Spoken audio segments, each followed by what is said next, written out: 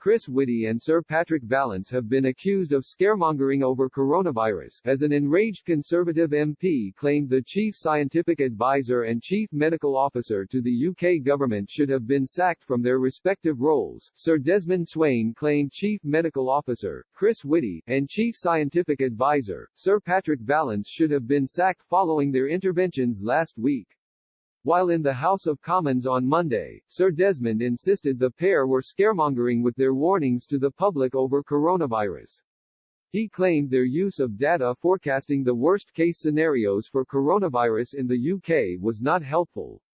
Sir Desmond said, "The purpose of politicians is to impose a measure of proportion. A sense of proportion regarding science and to not be enthralled by it.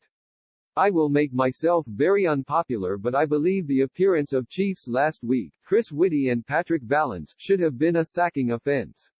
Sir Desmond went into greater detail of his frustrations with the current coronavirus situation.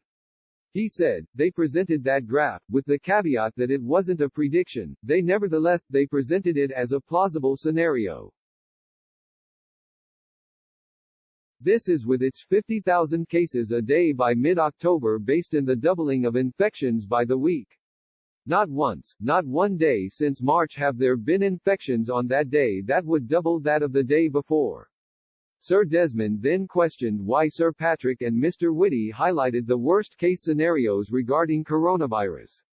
He concluded, "It was the purpose of making your flesh creep. It was Project Fear. It was an attempt to terrify the British people as if they haven't been terrified enough.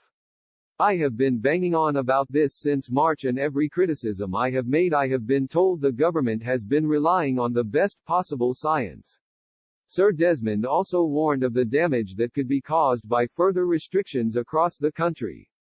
He said, "We have seen the eye-watering costs that we must now all face for a generation after having closed down our economy for all those months.